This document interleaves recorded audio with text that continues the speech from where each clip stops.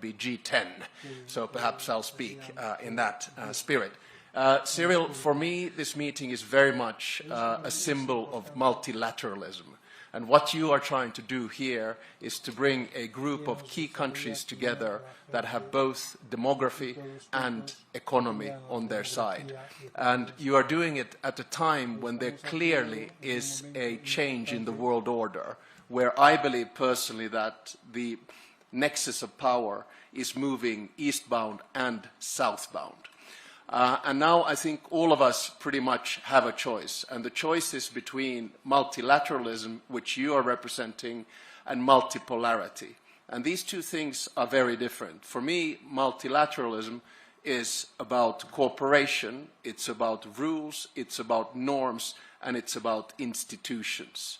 I like these rules because they are the ones that bring exactly the thing that you have up there on the board: solidarity, equality and sustainability. My big worry right now is that the world is moving more in a multipolar direction. And multipolarity, though it gives power to nation states as such, is problematic because it's more transactional. It's more about deals, and therefore it's more prone to conflict. There have been many excellent interventions here today about rules on trade, rules on the way in which we engage with each other. My biggest worry right now is that we are not seeing enough multilateralism in three key conflicts that have been raging around the world. One, Russia's war of aggression in Ukraine. Two, the situation in Gaza. And three, the situation in Sudan. So I hope that we lean towards multilateralism. And let me say, coming from a small country, what I believe the West should do in this. I think the West should understand that the multilateral institutions that were created after World War II and that were upheld after the Cold War, the power structure of them is right now unfair. It needs to be changed. We need to distribute power in a world that exists today, not the world that existed in 1945. That is the best way for us to drive multilateralism and get it back on track. Thank you very much. 3 minutes and 12 seconds.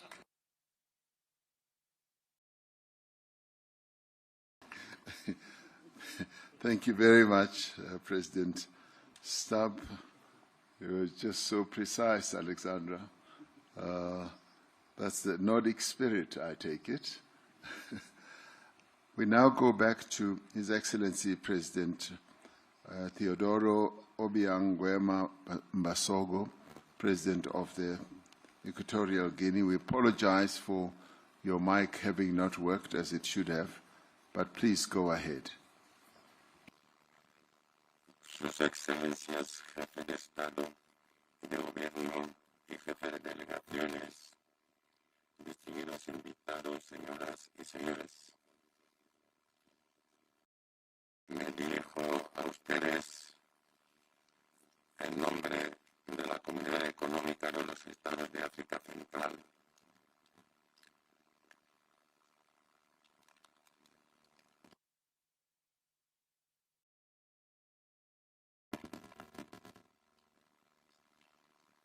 There is still a problem for President Basogo.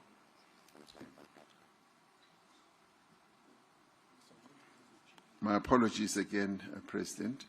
The technicians told me that they had fixed it, but it seems like they still need to do a little bit more work.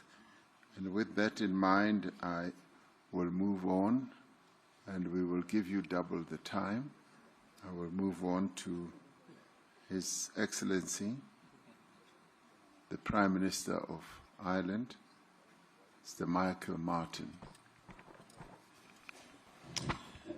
Thank you very much indeed, President Ramaphosa, and congratulations to you and to South Africa on your G20 presidency, the first on African soil. And your drive and commitment to using this important forum to tackle very important issues is deeply appreciated, and Ireland has been very honoured and privileged to have been in the position to work with you across all work streams over the past 12 months. Our world is ever more interconnected and interdependent, and working collaboratively is the best way we can serve our people. Our long-standing commitment to international law, multilateralism, and active engagement in international fora motivates us to advocate for an inclusive international system that leaves no one behind. And in that context, there is an urgent need to end war and conflict. War and conflict damages and undermines economy and economic growth. And in that context, there must be renewed efforts to end the illegal invasion of Ukraine by Russia and the war that has ensued, and also the horrors of Gaza and the appalling situation in Sudan. We must work very hard to end these wars in addition to the many other conflicts. Ireland advocates for economic growth to be inclusive, to be resilient, and to be environmentally sustainable. And our focus has always been on investment in human capital in terms of education and training as the key underpinning of economic growth into the future. Economic growth has to contribute to equality, to poverty reduction, and must align with international commitments on climate change and environmental protection. Ireland welcomes the G20 efforts that support inclusive growth on the African continent and beyond, seeing this as an endorsement of the Agenda 2030 commitment to reach the furthest behind first. Women's economic empowerment is crucially important as a direct pathway towards gender equality, poverty eradication, and inclusive economic growth. Ireland values policy interventions that support investment in local and regional value chains, which support quality jobs creation, raise living standards, and enhance resilience. Digital inclusion is a key enabler of a growing economy, and we're supportive of work to develop a fair and inclusive digital economy with effective rules for digital trade. Trade and investment need to create opportunities for those considered the furthest behind, particularly women and marginalised groups. And Ireland, along with the European Union, is committed to an open and rules-based multilateral trading system with a modernised WTO at its core. The rules and the standards that the WTO provides are crucial for all of us who depend on global trade and allow all trading nations to benefit. The stability and the predictability provided by the rules-based multilateral trading system is key in supporting sustainable development.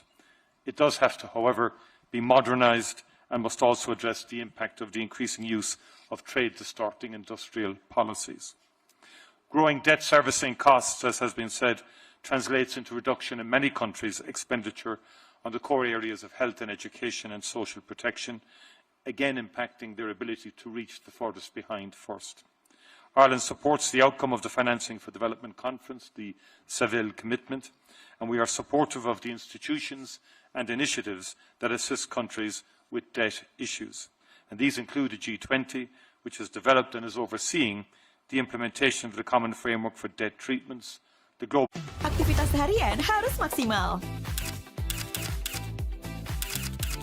Duh, migrain. Seperti ditusuk-tusuk. Sensitif cahaya, high juga. Jadi nggak nyaman. Untung ada bodrek migra. Dengan triple active formula, cepat redakan migrain, dapat diminum sebelum makan tanpa ngantuk.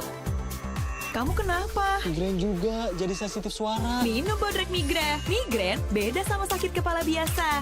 Bodrek migra, solusi khusus migrain terus menangkan harimu.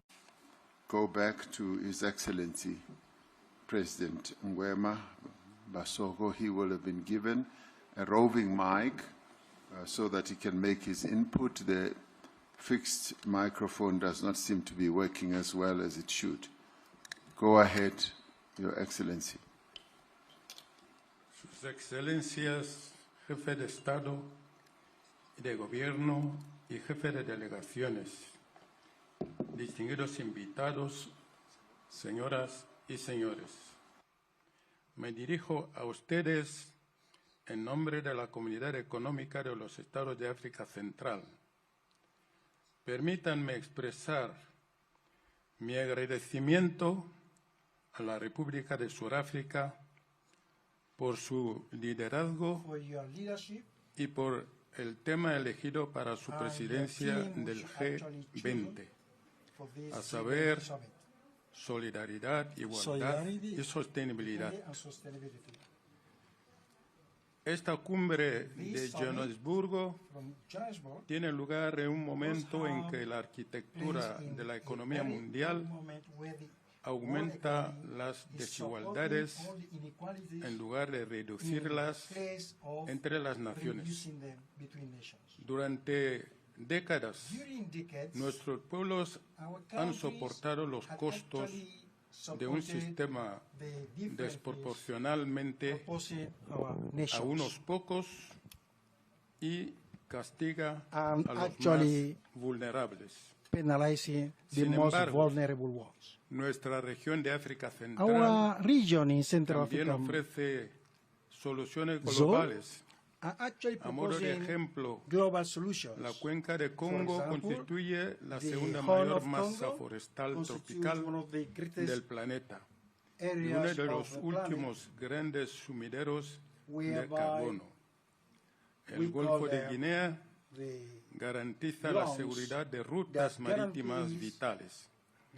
Nuestros suelos y minerales críticos desempeñan un papel clave en la transición energética y nuestra juventud representa un motor de innovación, siempre y cuando logremos liberar todo su potencial.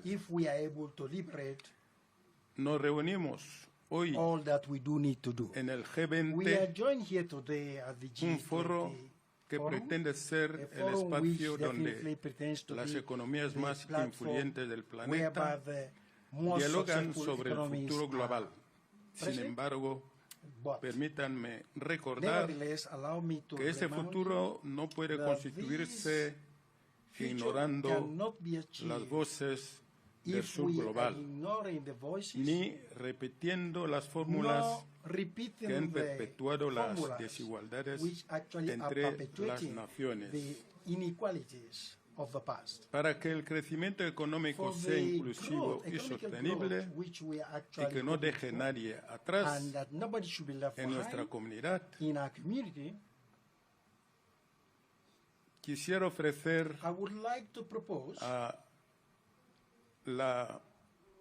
a esta cumbre unas soluciones que pueden ayudar para los más necesitados. Primero, hacer que la arquitectura financiera mundial sea más justo. Esto significa facilitar el acceso al capital para las economías en desarrollo, establecer un marco de solución de la deuda, reformar los bancos multilaterales del desarrollo y promover la justicia fiscal. La CAC apoya la propuesta de Sudáfrica de crear una comisión sobre el costo del capital del G20, con el fin de diagnosticar y corregir las deficiencias estructurales en la evaluación y fijación de riesgo soberano. Segundo, transformar los minerales críticos en prosperidad compartida mediante la creación de valor en origen. Esto implica claramente desarrollar cadenas de valor locales, establecer normas que generen oportunidades, dividendos comunitarios y que garanticen la integridad ambiental, así como el vínculo entre lo humanitario, el desarrollo y la paz. La transición energética no debe reproducir los antiguos modelos extractivos. Tercero, garantizar la seguridad alimentaria y nutricional mediante inversiones desde la producción hasta la distribución. La CAC necesita socios para apoyar la agricultura climáticamente inteligente, el sistema de riesgo, la producción regional de fertilizantes of para reducir la methodologies that will definitely allow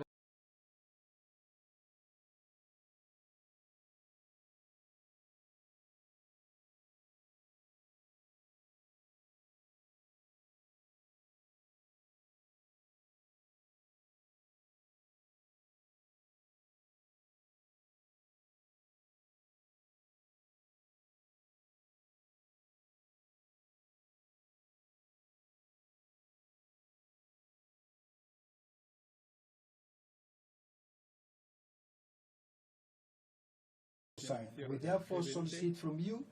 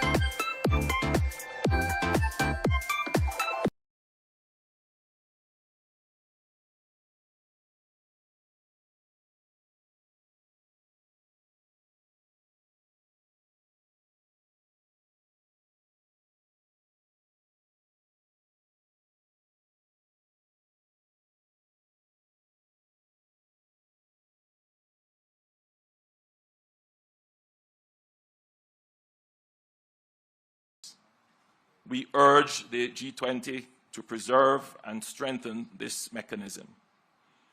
We also call for innovative, flexible financing solutions, such as thematic bonds for climate adaptation and blended finance structures to support resilient infrastructure designed to meet the unique needs of climate-vulnerable economies.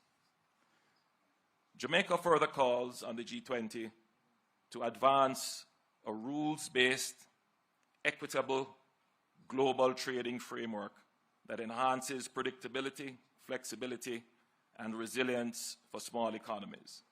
This should include expanding access to targeted financing and risk insurance instruments tailored to the needs of SIDS, supporting technological upgrading and productive capacity enhancement, integrating multidimensional vulnerability indices into eligibility and financing terms across IFIs and climate funds, so countries can invest in resilience without compromising fiscal stability.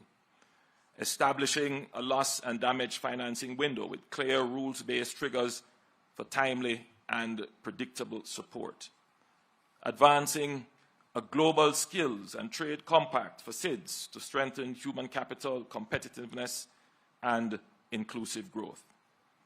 Excellencies, through these actions, the G20 can ensure that global trade and financial systems become more than engines of growth.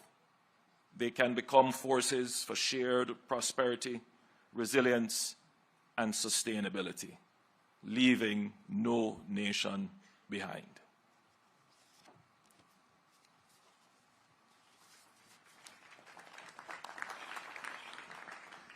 Thank you, Prime Minister, and we should collectively pass our condolences to you and the people of the Caribbean for the devastation that we all witnessed as you faced a huge calamity. We thank you for your steadfastness, and we thank you, and please pass on our greetings to the people of the Caribbean. We now call upon His Excellency, the Prime Minister of Malaysia, the Chair of the Association of Southeast Asian Nations, ASEAN, Mr. Anwar bin Ibrahim. I thank President Cyril Ramaphosa for his leadership and for South Africa for inviting Malaysia and as ASEAN chair to this summit. We meet in a country and continent that has endured the most dehumanizing aspect of apartheid and colonization. The expectations from countries in the South is for G20 to pursue an agenda that is just and fair,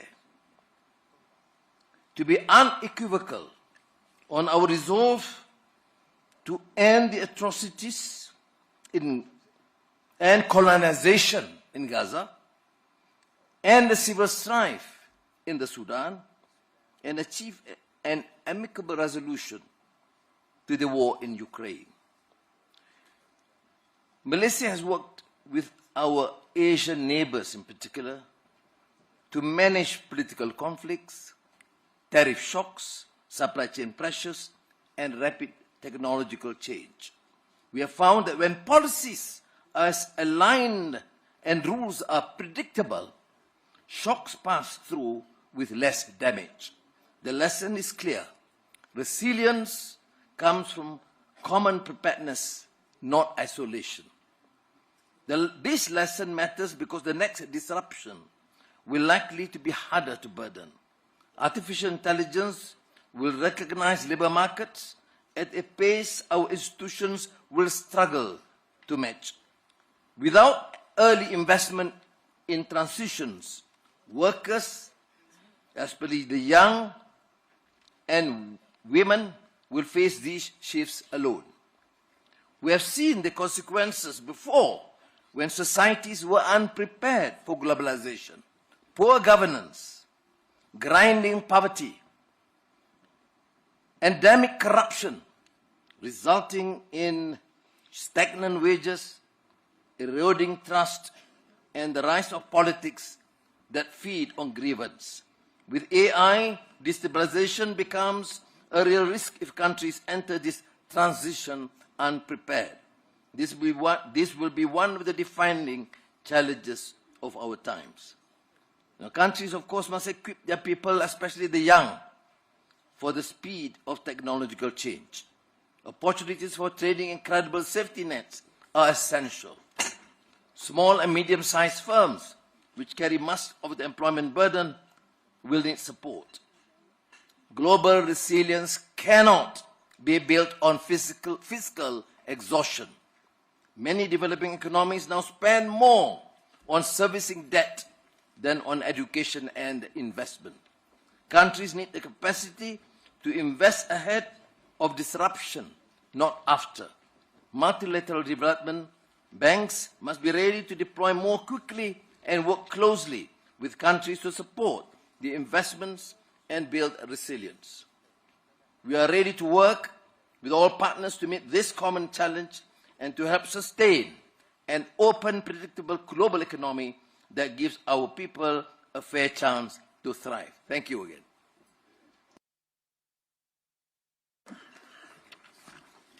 Thank you, Prime Minister. It now gives me pleasure to ask His Excellency Dr. Pedro Sanchez Perez Castijon, the President of the Government of Spain, to take the floor. Thank you for giving me the floor, President Ramaphosa, my dear friend, and allow me to congratulate you for the adoption of the declaration. We meet at a moment of deep uncertainty for the global economy, for sustainable development, and for multilateralism.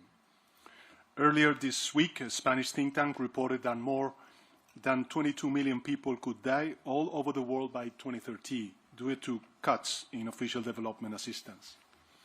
Those figures are truly horrifying and only one example of the tragic, real-world consequences of the trends we are witnessing.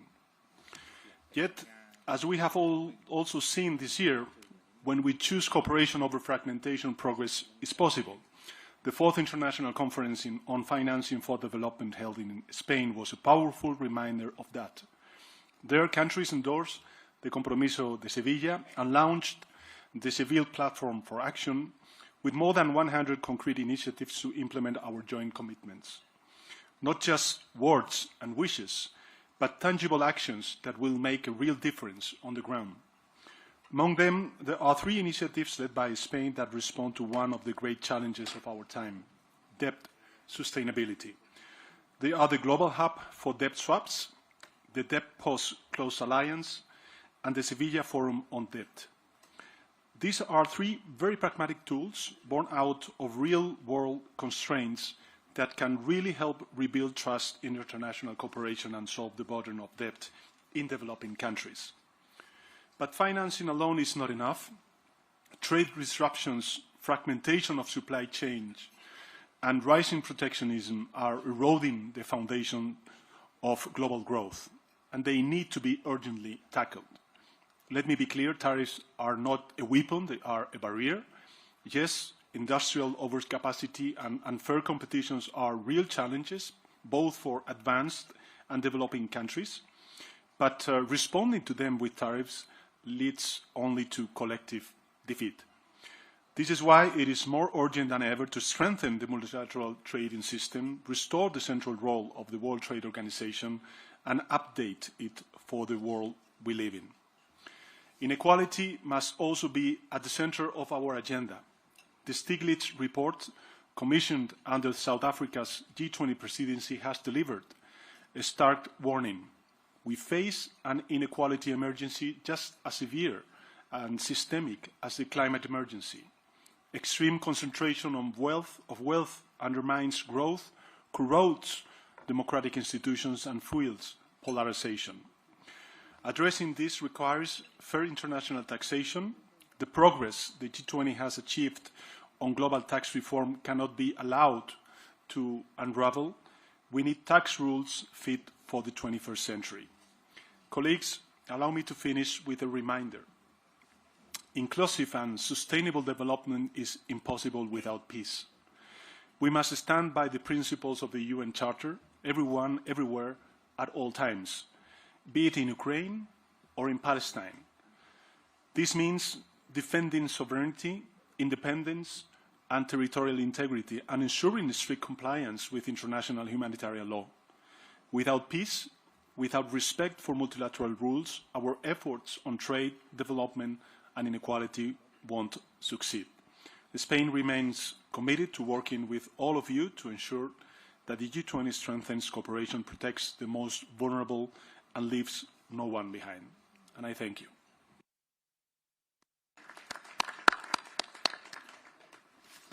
Thank you, my good friend, President Sanchez.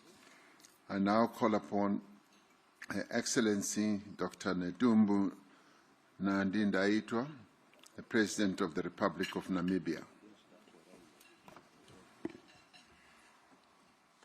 Thank you, Your Excellencies. Namibia thank and congratulate Your Excellency. Persiapan liburan harus pol. Hah? Reschedule? Bikin dongkol. Aduh. Sakit maku nongol. Redakan cepat dengan Polisilen. Formula jempol kembali gaspol. Polisilen, pertolongan pertama ketika sakit mah dan kembung. Dari Faros. Extend to my country. Guided by the African Union Agenda 2063 and the UN Agenda 2030 for Sustainable Development, the importance of addressing development priority from the African perspective cannot be overemphasized. Developing countries find themselves on debt trap as a result of capital high cost for developing countries based on the perceived risk that does not reflect the reality on the ground. In the face of unfair financing terms, recently Namibia honored its international obligation by redeeming its $750 million Euro bond on time, signifying strong fiscal responsibilities. However, we are considered by decision makers as a risk country. We need a fair international financial institutions. Being the most meaningful way, we can place people at the heart of sustainable development.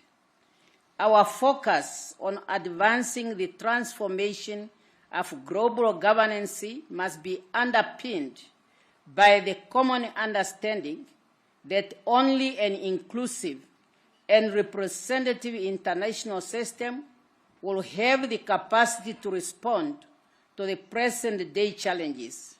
If our financial architecture is not fit for the purpose, we will continue to see the pressure of a looming global debt crisis that intensified imbalance between developed and developing countries. We are not seeking for free money. We want a fair and equal financing opportunities. For Namibia to grow and industrialize our economy, Namibia is welcoming investors to invest on value addition at source for our natural resources, including critical minerals, to yield a broad-based benefit for all our people. To leave no one behind, countries must mobilize adequate resources for development, apply responsible debt management, and safeguard resources for essential social and economic programs such as education, health, and infrastructures.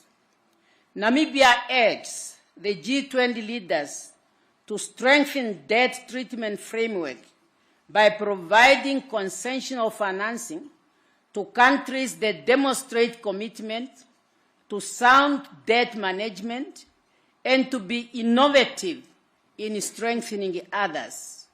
As we strive towards reducing inequality within and among countries, fair taxation, financial inclusion, and social protection are essential tools. In Namibia, social protection coverage has expanded, with old age grants reaching 98% of eligible citizens, and children grants stand at 66% of vulnerable children. These measures ensure that vulnerable groups that include people living with disability are supported in the path to prosperity. It also allows women and youth to play their role in development.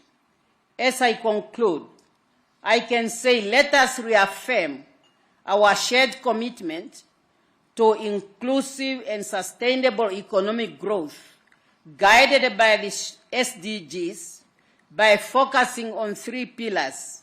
1, strengthening trade-drive economies. 2, securing financial for development, while responsible managing debts and reducing inequality through inclusive policies. And all these are talking to the theme of this conference, which we really very much welcome, namely solidarity, equality, and sustainability. Thank you for your kind attention. Thank you, President Nandi Ndaitwah, President of the Republic of Namibia. I now call upon His Excellency, Mr. Dick Schoof, the Prime Minister of the Kingdom of the Netherlands, to take the floor. Thank you, Mr. Chair. And as Minister of Finance, I will speak on behalf of the Netherlands. And I think it's important to emphasize this since I still have to fly back home with my Prime Minister. First of all, let me say how much I appreciate your hosting this first G20 on the African continent. We know what a challenge it is to organize a major international conference, and this summit reflects the growing importance of your country and Africa as a whole on the global stage. And I think I can speak on behalf of everybody that you have been a fantastic host, so thank you for that. In the run-up to this summit, the Netherlands was pleased to work with you on key themes of your presidency: solidarity, equality, and sustainability. And as the world's 18th largest economy, we greatly appreciate the opportunity to be part of the G20 again this year. I would like to make some brief remarks on 3 topics that all feed into one another: economic growth, debt sustainability, and private capital mobilization. First, it's clear that we need economic growth in order to achieve inclusive and sustainable development. However, the most straightforward and direct way to unlock economic growth is to immediately end Russia's unjust and unprovoked war in Ukraine. Not only is it causing unbearable human suffering, it also continues to have significant negative global economic spillover effects. And it's the real reason scarce resources have to be invested in Ukraine. Only a just and lasting peace can put an end to all this and can guarantee the security of Ukraine and Europe. Second, on debt sustainability, it's a fact that high debt levels stand in the way of growth. Every dollar spent on interest cannot be spent on investing in a stronger economy. So that's why the Netherlands strongly supports the G20's work on debt sustainability. Specifically, we think it's important to continue working on transparency, because that transparency can help boost investors' confidence in borrowing countries, which in turn will stimulate financing for development. And third, we know there are insufficient public funds to tackle the enormous needs of developing countries. So therefore, we need private capital mobilization as well. So I applaud the finance track for the excellent job it has done this year, mapping out new ways to unlock institutional capital for investment in emerging markets. This includes innovative approaches in the Netherlands to mobilize pension fund capital. It is important that the G20 continues this path. So my appeal, Mr. Chair, is for more international economic cooperation, more transparency, and more private funding, especially when they benefit the world's most vulnerable people.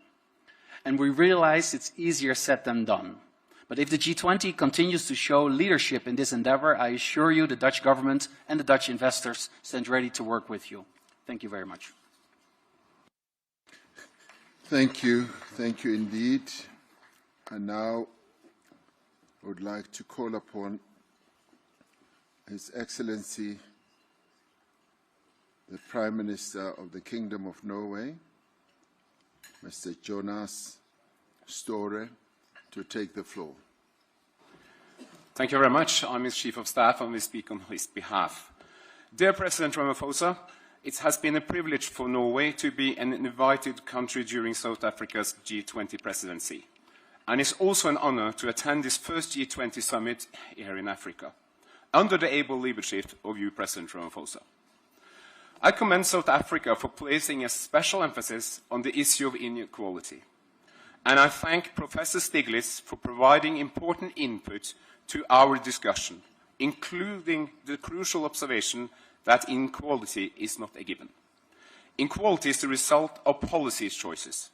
As such, it can be fought, including with a progressive taxation system, an effective welfare system covering everyone, and not least, measures that ensure equal opportunities for women and men. Norway invests in equality because it's the best antidote to exclusion, to resettlement, to conflict, and democratic backsliding. And we invest in equality because it improves the lives of our citizens and makes our economy stronger. Let me give an example from my country. Research shows that increase in women's participation in the workforce from the 1970s and onwards has mattered just as much to our economy as our revenues from oil and gas. Rising inequality is a global challenge. It is a factor in almost any issue we are dealing with, from war and climate change to poverty and health. Inequality hampers development. Therefore, we fully support the objectives outlined for the International Panel on Inequality. And we support the central message in the report. Reducing inequality requires more international cooperation. And let me point out 3 priorities. Number 1, we must implement the Compromiso de Sevilla. The comprehensive framework was agreed at the 4th Financing for Development Conference. It provides a roadmap to address many of the issues also raised in the report by Professor Stiglitz. Secondly, we have to make progress on the WTO reform. Rule-based trades is crucial for economic growth and development. Multilateralism matters. It's on us to make sure that the next year's WTO ministerial meeting delivers and that Director General Ngozi has the backing she needs. Third, we should continue to strengthen multilateral development banks. Going forward, they will be the main source of development finance. The G20 plays a special role in making sure that they are fit for the task. Excellencies, Norway is a long-standing friend of Africa. We support the development aspirations of the people of this continent as spelled out by Travel Manual in his presentation. I'm therefore pleased to announce that Norway intends to contribute approximately $300 million to the African Development Fund replenishment for the period 2026 to 2028. I also urge others to present generous pledges to this very important fund. These are very critical times, as many of you here have mentioned, especially the situation in Gaza, Sudan, and Ukraine. We support peace in Ukraine, and no one wants peace more than the Ukrainians themselves. We welcome efforts for peace, but for peace to ensure, it must be just and must be rooted in international law, respect the basic tenets of the UN Charter, and provide for the future security of Ukraine and for the rest of Europe. Thank you so much for your attention.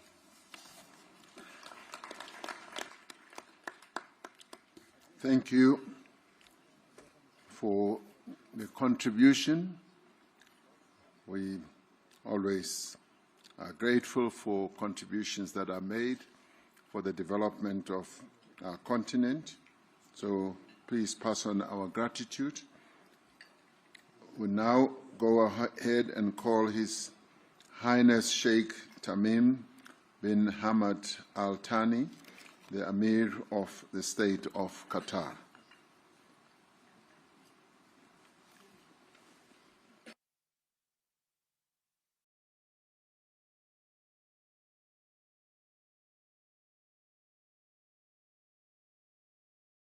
Okay, it does seem like the Sheikh should be in a bilateral somewhere.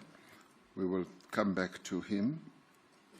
I now move on to ask His Excellency, Dr. Julius Maada Bio, the President of the Republic of Sierra Leone and the Chairperson of the Economic Community of West African States, ECOWAS, to take the floor. Thank you very much, Mr. Chair. Your Excellencies, distinguished leaders, ladies and gentlemen, I want to start by congratulating our host for being a great host, especially for the warmth and hospitality that he has extended to us. I now bring you warm greetings from the Economic Community of West African States, ECOWAS.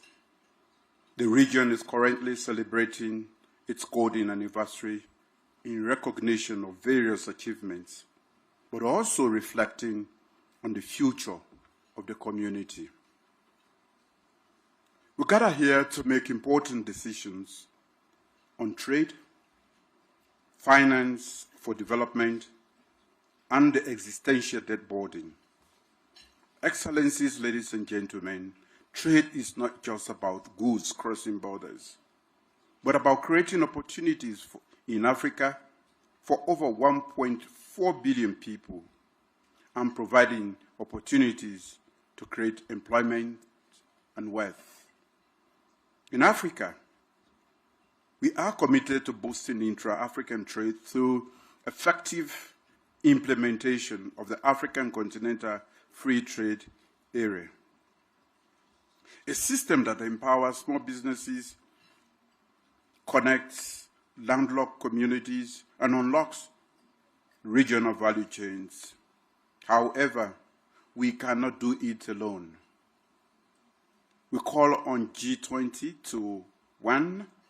Reform global trade rules to ensure fair access for African exports. 2. Invest in trade facilitation, digital corridors, and green logistics. 3. Support the full implementation of FTAs, such as the AFCFTA, especially for the effective participation of women and youth entrepreneurs. Excellencies, ladies and gentlemen, development finance must move from charity to strategy. Africa does not lack ambition, but affordable capital. The cost of borrowing for many of our countries is up to 8 times higher for advanced countries. We urge G20 to 1. Scale up concessional finance and blended instruments for climate resilience, digital infrastructure, and urban transformation. 2. Empower national and subnational institutions with direct access to global capital markets. 3. Champion innovation.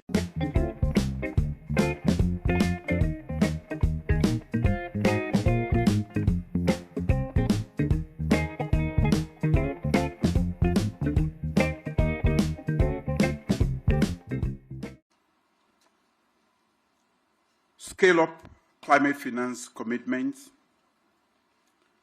Africa contributes, as we all know, less than 4% to global emissions, yet bears the highest climate cost. G20 must support the realization of the 100 billion climate finance pledge and accelerate access to loss and damage fund. To advance global peace and security, the G20 must lead the effort to redress the issues of increasing global poverty, economic inequality, and a justice which feeds global security challenges. G20 must work to evolve a more peaceful world in which prosperity and advancement for all is a global goal. Excellencies, ladies and gentlemen, today over 20 African countries face high risk of debt distress, not necessarily due to reckless borrowing, but because we borrow in a structurally unjust system. The cost of borrowing and servicing for many African countries is prohibitively high, thereby diverting funds from crucial sectors such as health, education, and infrastructure, as has been alluded to by many already. The G20's common framework must evolve. We need, 1, timely, transparent, and equitable debt restructuring across all creditor classes, intercreditor burden sharing and binding timelines, access to concessional finance and capital on fairer terms, a new debt climate development compact that links relief to resilience, addressing issues like illicit financial flows, profit shifting, and marginalization in global value chains is crucial for long-term solutions. We offer the following recommendations. We propose the establishment of a task force on trade and finance for structural transformation. 2, we call on multilateral development banks to create dedicated credit lines for regional and urban development. We urge the summit to adopt a multi-pronged approach on fiscal space, financial innovation, and institutional capacity as the foundation of a new global economic architecture. And finally, we call for a recommitment to the multilateral trading system that we are used to. Thank you. Thank you. Thank you, President Mahadabio. Your Excellencies, I'd like to announce that we will be taking a family photo in about half an hour and 30 minutes.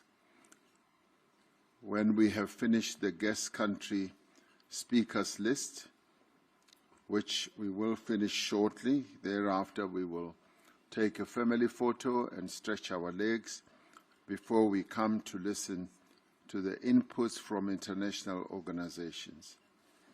I now call upon His Excellency, Prime Minister and Minister of Finance of the Republic of Singapore,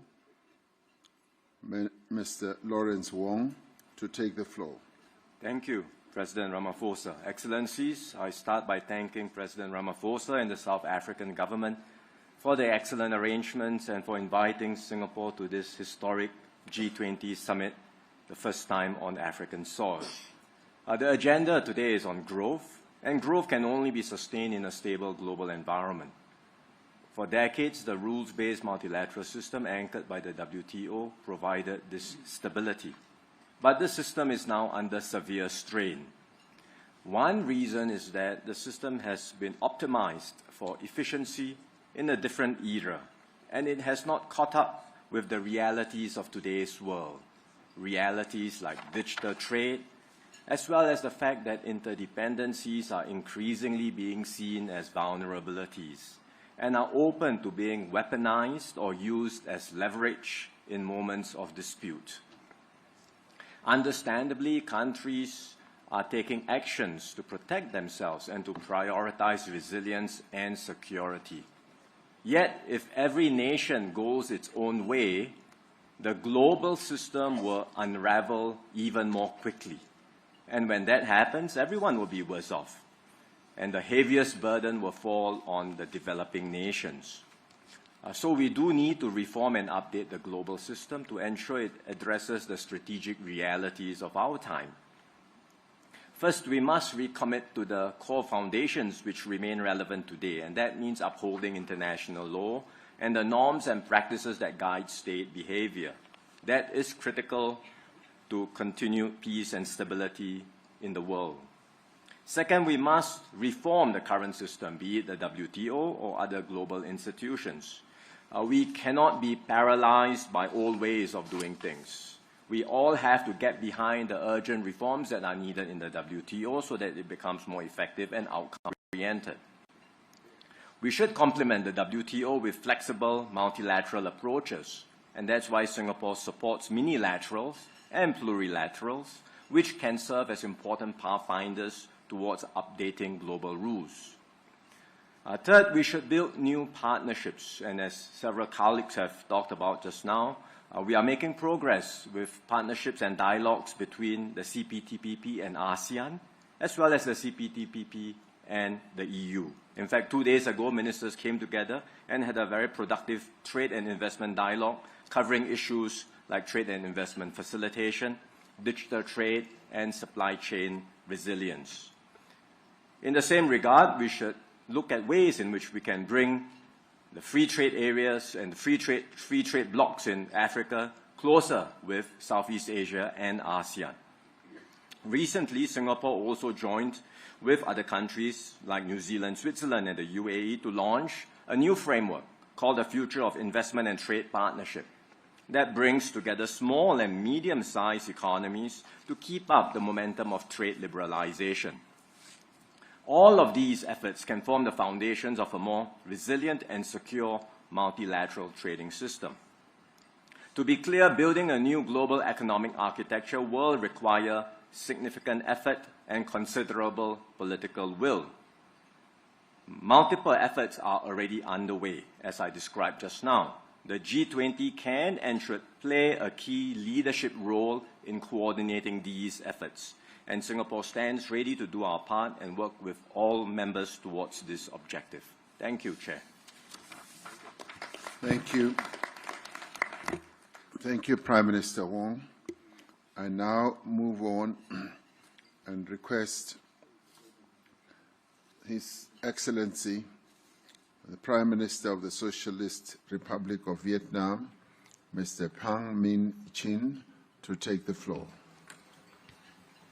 Thưa Ngài Ramaphosa, thưa các nhà lãnh đạo và quý vị đại biểu, tôi xin chúc mừng Ngài Tổng thống và Chính phủ Nam Phi đã đảm nhận vai trò Chủ tịch G20 năm 2015 và đánh giá cao chủ đề đoàn kết, bình đẳng, phát triển bền vững.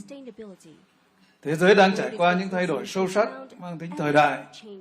Nhiều vấn đề chưa có tiền lệ mang tính toàn dân, toàn diện và toàn cầu. Trong bối cảnh đó, quản trị toàn cầu cần hướng tới mục tiêu trọng tâm là duy trì hòa bình, ổn định và phát triển bao trùm toàn diện. Nguyên tắc quan trọng nhất là tôn trọng, bình đẳng, cùng có lợi dựa trên luật lệ và thông lệ quốc tế. Đoàn kết, hợp tác, đối thoại nhằm tạo ra sức mạnh, đem lại lợi ích, củng cố niềm tin. Cách tiếp cận xuyên suốt là toàn dân, toàn diện, toàn cầu, đặt con người ở vị trí trung tâm. Với phương châm đoàn kết để có sức mạnh, hợp tác để có lợi ích, đối thoại để có lòng tin, tôi xin đề xuất G20 thúc đẩy 3 cái đảm bảo chiến lược sau đây. Một là đảm bảo ổn định để phát triển trong quan hệ quốc tế, chính trị, thế giới và kinh tế vĩ mô toàn cầu.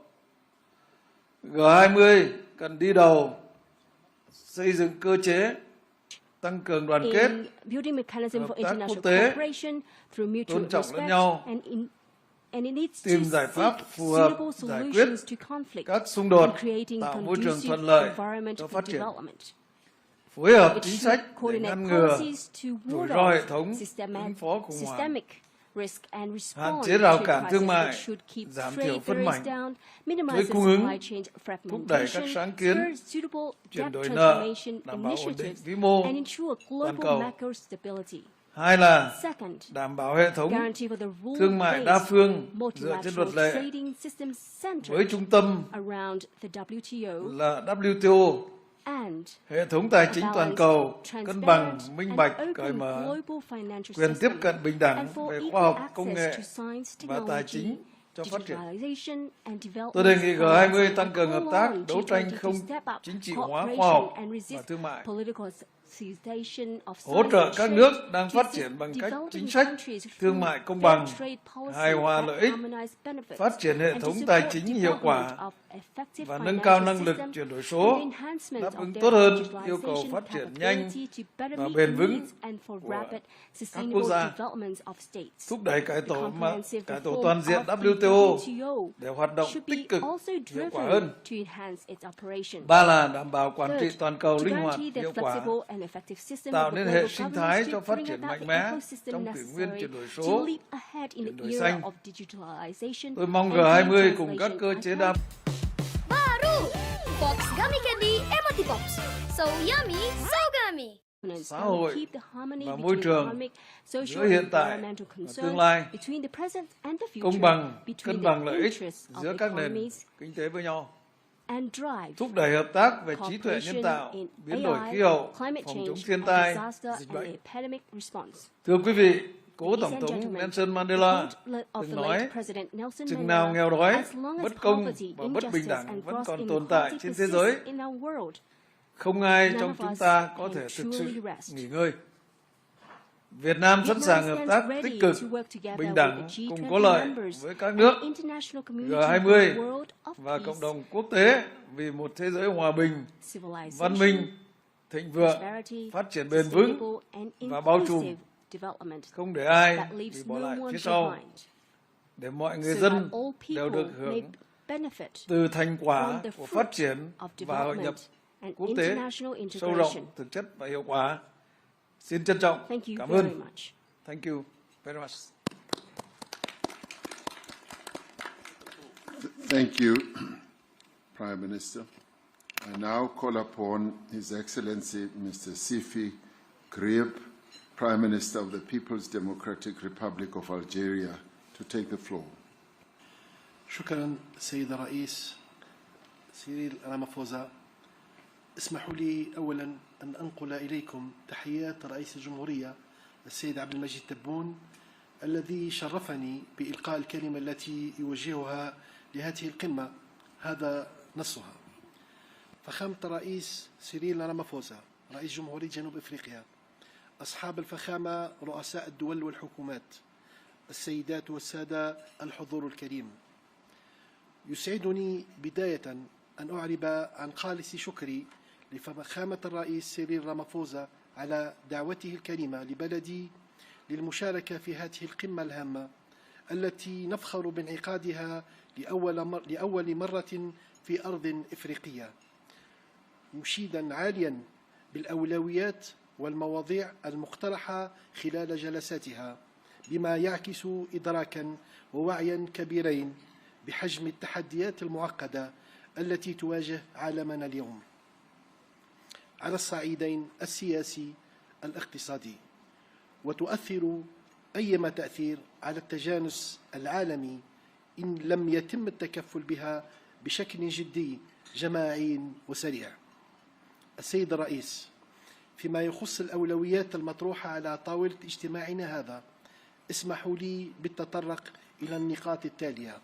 أولا، تجدد الجزائر الدعوة إلى معالجة عاجلة لمسألة ثقل المديونية وخدماتها على الدول النامية والأكثر فقرا من خلال مقاربة تتضمن مسح جانب منها أو تحويلها إلى استثمارات مباشرة ومجدية في هذه الدول، مع مراعاة ضرورة تصحيح التعقيدات التقنية لمسألة تقييم المخاطر من خلال إصلاحات عميقة تسمح بإيجاد مخرج للدول التي تئن تحت وطأة الديون السيادية. ثانيا، تضم الجزائر صوتها إلى أصوات الدول الداعية إلى إصلاح المنظمات المالية الدولية ضمن مقاربة حوكمة اقتصادية ومالية راشدة من خلال مراجعة آليات اتخاذ القرار بشكل يضمن تمثيلا عادلا ومنصفا وشفافا للدول النامية والقارة الإفريقية في هيئات تسيير هذه المؤسسات. ثالثا، إن الجزائر التي ما فتئت ترافع من أجل تعبئة التمويلات الدولية وحشد الموارد لدعم الجهود العالمية لتمكين الدول النامية والدول الأكثر فقرا من وسائل وتكنولوجيات الانتقال نحو استعمال الطاقة الخضراء، تدعو من هذا المنبر إلى تجسيد شراكات ثنائية ودولية في هذا المجال. رابعا، تؤيد الجزائر جميع المبادرات الرامية إلى الرفع من حجم التمويلات المخصصة للوقاية من المخاطر الكبرى والاستجابة السريعة للكوارث، وتدعو إلى حث المؤسسات المالية والبنوك الدولية للتفكير في آلية تمويل تفعل في حال ما إذا طلبت إحدى البلدان المتضررة ذلك.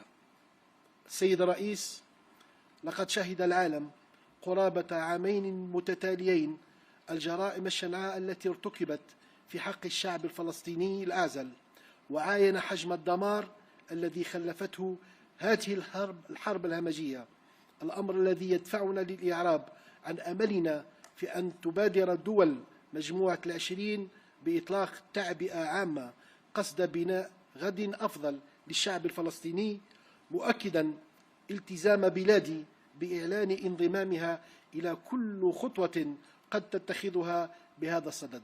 أشكركم على حسن الإصغاء.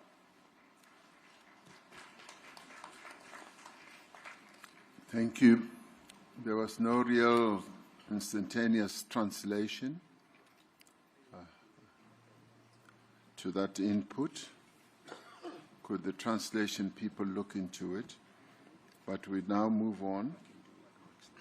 Can it be done now? Yes, let it be done. Excellency President Matamela Cyril Ramaphosa, President of the Republic of South Africa, Excellencies, Heads of State and Government, ladies and gentlemen, distinguished guests.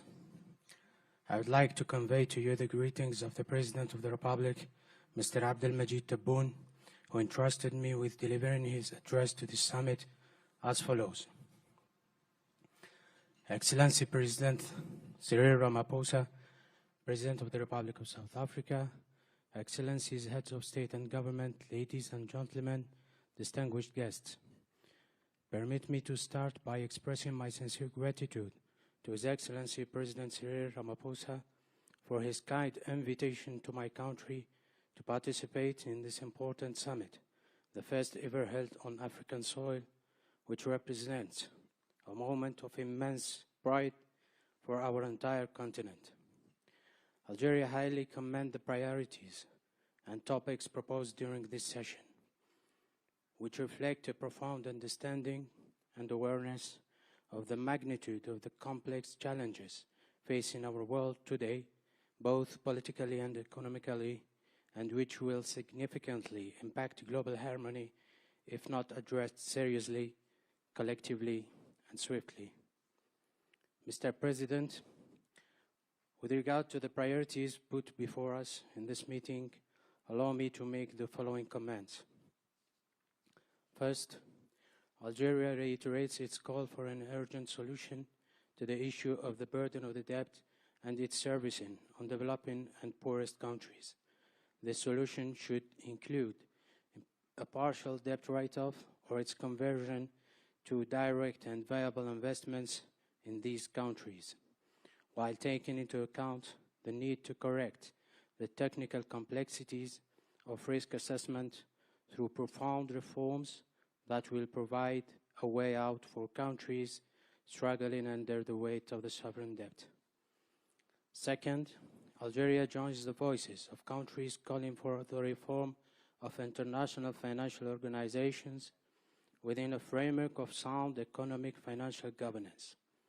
This includes reviewing decision-making mechanisms to ensure fair, equitable, and transparent representation for developing countries and the African continent within the governing bodies of these institutions. Third, Algeria, which has consistently advocated for mobilizing international funding and resources to support global efforts to empower developing countries and the poorest nations with the means and technologies of green energy transition, calls for the establishment of bilateral and international partnerships in this field. Fourth, Algeria supports all initiatives aimed at increasing funding allocated to major risk prevention and rapid disaster response, and calls for urging international financial institutions and banks to consider a financing mechanism that can be activated should an affected country request it. Mr. President, for nearly 2 consecutive years, the world has witnessed the heinous crimes committed against the defenseless Palestinian people and has seen the extent of the devastation wrought by this war. This compels us to express our hope that the G20 countries would launch a comprehensive mobilization to build a better future for the Palestinian people, and I reaffirm my country's commitment to supporting any step they may take in this regard. Thank you for your kind attention. Thank you. I'd now like to call upon the Prime Minister of the Arab Republic of Egypt, Dr. Mustafa Medboli, to take the floor. His Excellency Cyril Ramaphosa, President of the Republic of South Africa, Excellencies, Heads of the States and Government, ladies and gentlemen. I am delighted to join you today on behalf of His Excellency President Abdel Fattah el-Sisi at the G20 Summit. I would like to express my sincere gratitude to the sisterly Republic of South Africa for the warm hospitality and excellent organization of the first summit on African soil, and to express Egypt's deep appreciation to the South African G20 presidency for its kind invitation to participate as a guest in the G20 meeting this year. We also commend South Africa's leadership in steering the group's work and in advancing Africa's priorities. In a world faced by unprecedented global challenges, the G20 has a critical role in addressing the main global economic challenges, including the reform of the international financial architecture to ensure that it is responsive to the developmental needs of developing countries. This includes enhancing access to concessional finance through establishing new financial mechanisms, while strengthening the effectiveness of existing ones, improving the business models and financing capabilities of the IFIs and the MDBs, and ensuring stronger representation of developing countries in the global economic governance. It is also imperative to reform the complicated global debt landscape by establishing new mechanisms for managing debt in a comprehensive and sustainable manner in low-income and middle-income countries. We also aspire to reinvigorate the global commitment of multilateralism, including the rule-based multilateral trading system with the WTO at its core, to promote trade as an engine of sustainable development and inclusive growth. Excellencies, peace and development are strongly interlinked. The Sharm el-Sheikh Peace Summit that ended the war in Gaza paved the way for a more stable, peaceful, and prosperous Middle East. We welcome the adoption of the Security Council resolution on Gaza Strip on November 17th, and we stress the urgent need to start the implementation of the second phase of President Trump's plan to deal with the humanitarian catastrophe in Gaza through providing the necessary humanitarian assistance and to embark on the early recovery and reconstruction of the Strip without delay, while working at the same time on a final settlement of the Palestinian question based on the two-state solution. Egypt will host an international conference on the early recovery and reconstruction in Gaza, and I invite your countries to participate in it. In conclusion, I look forward to achieving constructive outcomes out of this summit to fulfill the aspiration of our peoples for a better world. Thank you very much. Thank you, Prime Minister. I now would like to request the Vice President of the Federal Republic of Nigeria, Vice President Kashim Shettima, to take the floor and address us. Mr. President, Heads of State and Government, Excellencies, let me at the outset express appreciation to His Excellency President Matameta Cyril Ramaphosa for the warm reception in this beautiful city of Johannesburg. May I further use this opportunity to congratulate him on the successes of the South Africa G20 presidency, including his purposeful leadership in steering the affairs of the group in a number of processes and negotiations which will culminate in a leader's declaration. Nigeria, as one of the invited guest countries of this year's G20 summit, commends the concerted efforts of the group in mobilizing action towards accelerated attainment of inclusive sustainable growth, while financing for development is guaranteed and no one or country is left behind. The theme of the Session 1 of the Leaders' Summit, Inclusive and Sustainable Economic Growth, leaving no one behind, building our economies, the role of trade, financing for development, and the debt burden, is apt and speaks to the challenges of developing countries. The current multilateral framework do not adequately reflect the realities of today's world. Many developing nations continue to face systematic barriers to economic growth, trade, and financial inclusivity.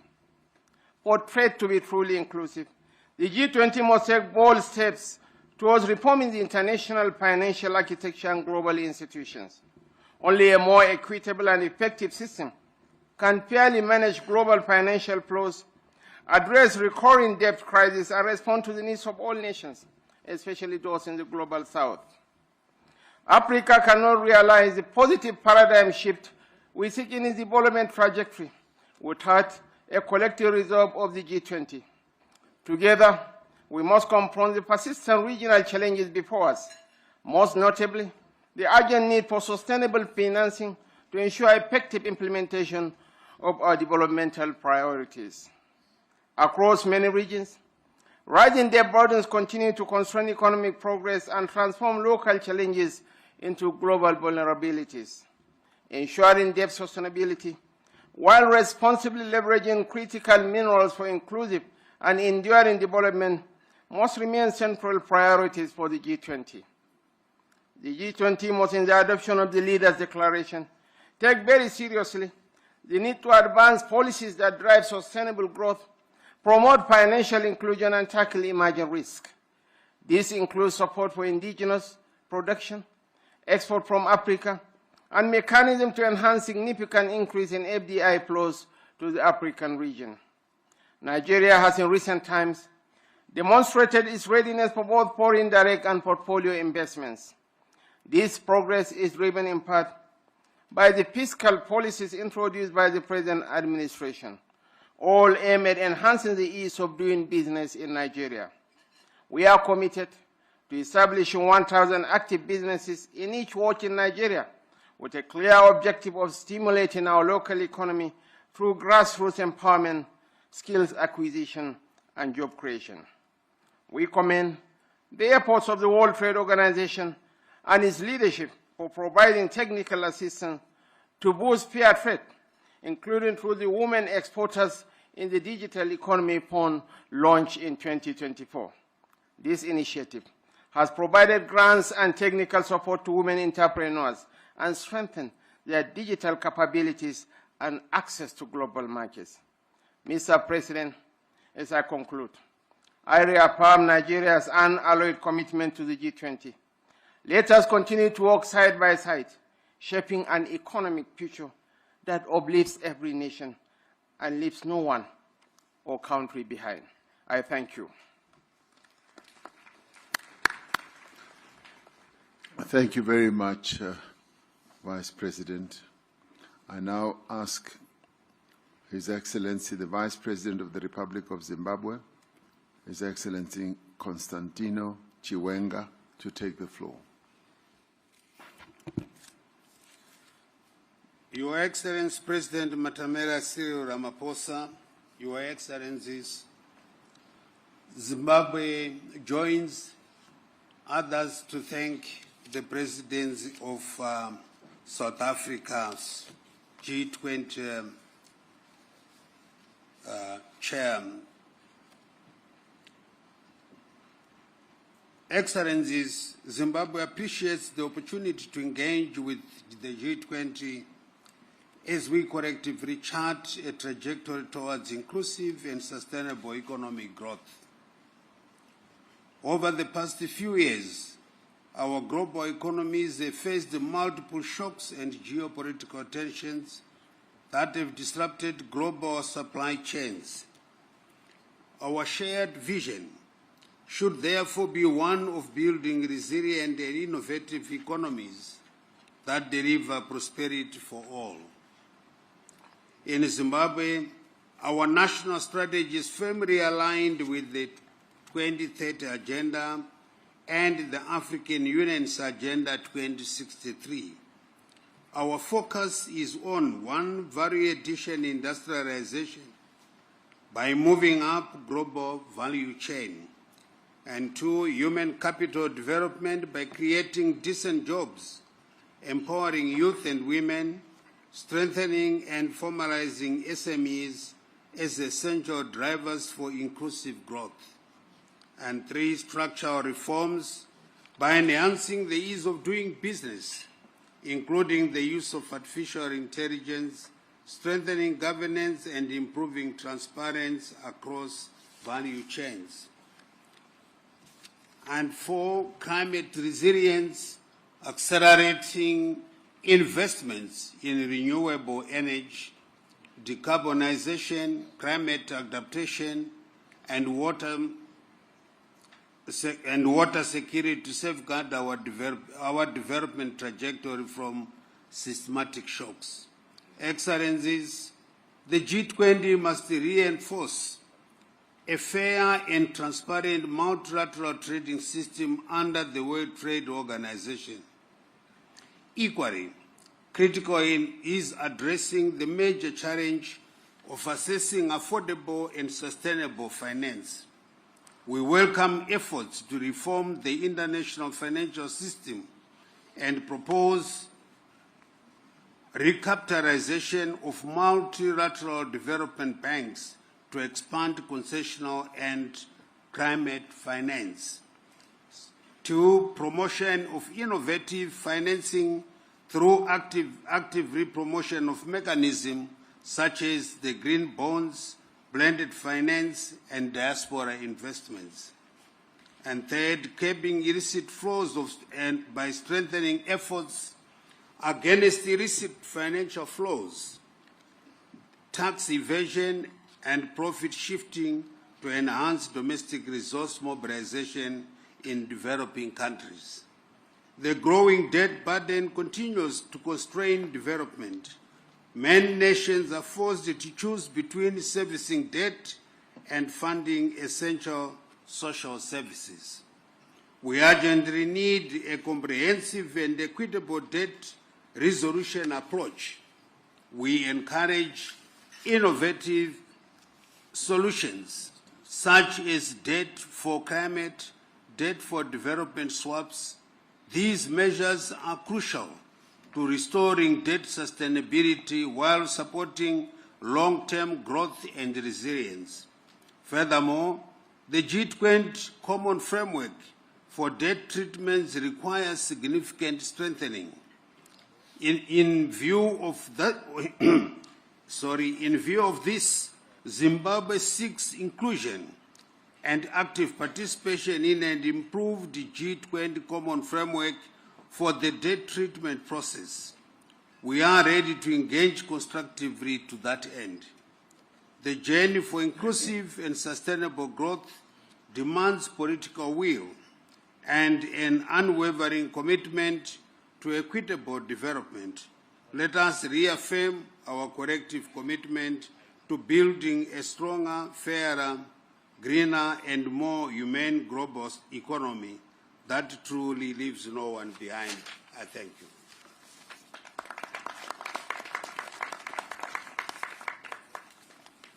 Thank you, Vice President Chiwenga. I now have my last two speakers before we take a leg stretch break in order to go and take the family picture. Soon we will be able to stretch our legs.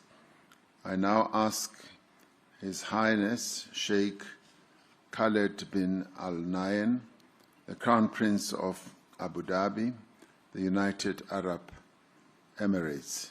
Please take your floor. شكرا فخامة الرئيس.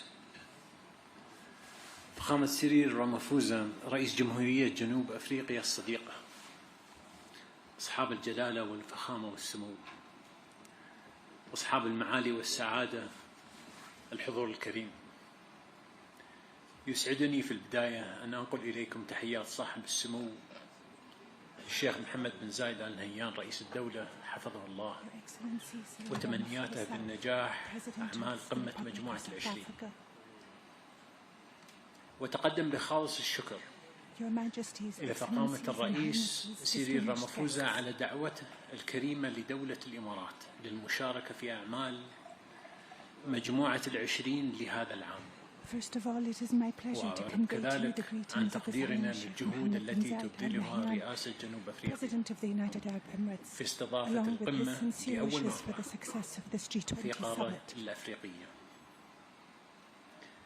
السيدات والسادة، يأتي اجتماعنا اليوم ليجسد روح الشراكة العالمية ويدعم ترابط الأسواق والتكامل الاقتصادي بين الدول and to express the UAE's appreciation for the efforts undertaken by the South African presidency in hosting the summit for the first time in Africa. مع شركائها على تعزيز مسار التعاون الاقتصادي العالمي وترسيخ نظام تجاري دولي متوازن وشفاف بما يتيح مشاركة شاملة وفعالة للدول النامية في صياغة مستقبل النظام التجاري العالمي مما يعزز الوصول إلى أفضل الحلول التمويلية لتطوير المشاريع التنموية والاستثمارية في مجالات التكنولوجيا المتقدمة والطاقة والصحة والزراعة،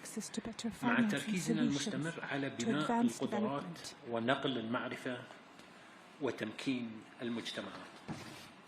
In addition to advanced development, ويسرني اليوم أن أعلن عن إطلاق مبادرة دولة الإمارات الذكاء الاصطناعي من أجل التنمية التي تخصص $1 مليار أمريكي لتمويل مشاريع الذكاء الاصطناعي في الدول الأفريقية بهدف دعم التنمية الاقتصادية والاجتماعية من خلال تعزيز منظومة البنية التحتية الرقمية والارتقاء بالخدمات الحكومية لرفع الإنتاجية وتحسين جودة الحياة.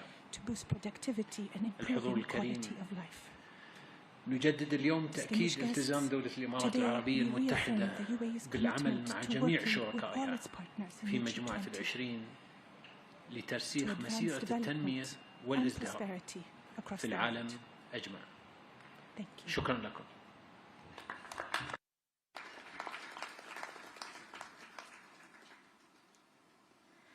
Thank you, Your Highness. My last speaker in this segment, before we take a break for the family photo, whereafter we will then get international organizations to have their opportunity to speak. I now ask His Excellency Mr. Lee Kinyanjao, the Minister of Investment, Trade and Industry in the Republic of Kenya, who are also chairpersons of the East African Community. Please go ahead. Thank you, Excellency. I talk on behalf of His Excellency Lee Kinyanjui, the Minister of Trade and Industry. I wish to take this opportunity to thank you for the invitation and the warm reception. So His Excellency President Cyril Ramaphosa, President of the Republic of South Africa and Chair of G20, Excellencies, Heads of State and Government, distinguished guests, ladies and gentlemen, we wish to record our profound appreciation to the South African presidency of the G20 for its diligent stewardship and unwavering commitment to advancing a more equitable global economic order. We acknowledge the indispensable role that the G20 continues to play in addressing the deep-seated structural constraints confronting developing economies. This summit presents an excellent opportunity for us to examine the current state of play in the global economy as we devise the best trajectory towards achieving sustainable, inclusive, and transformative development. In this regard, we wish to express our support for the call to reform the international financial architecture so that it may deliver more substantial, more accessible, and more equitable development financing. As regions, we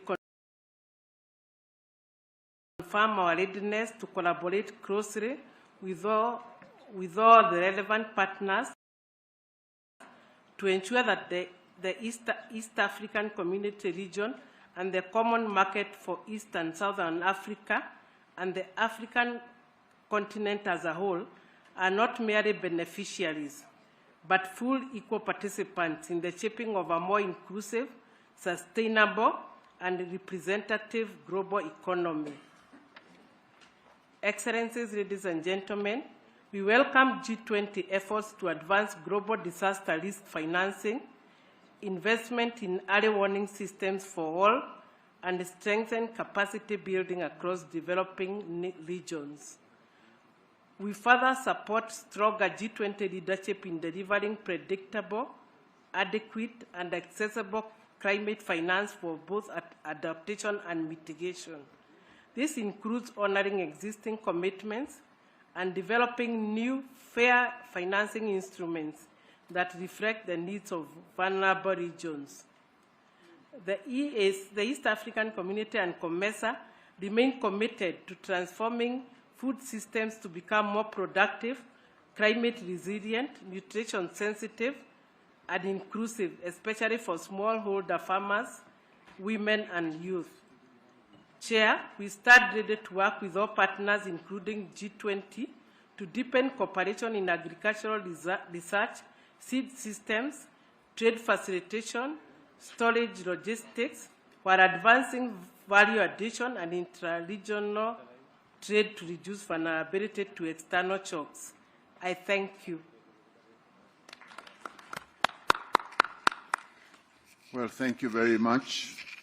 We will now get the announcements of how the family photo will be taken in the various segments, and thereafter we will be able to come back, and I'd like to give us 20 minutes to have the photo taken and thereafter come back so that we can resume the whole process of getting our international organizations to take the platform.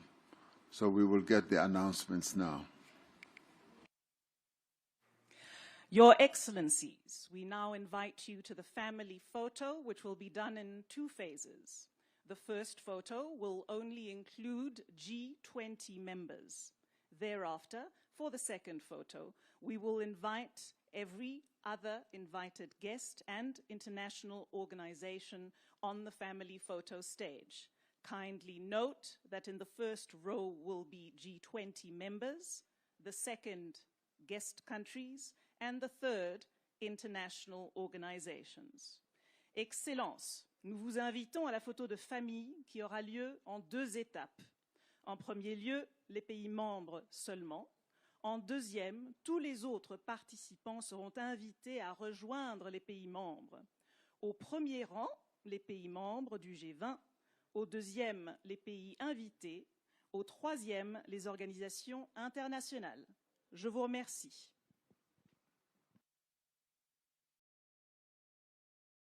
Thank you. Let us proceed.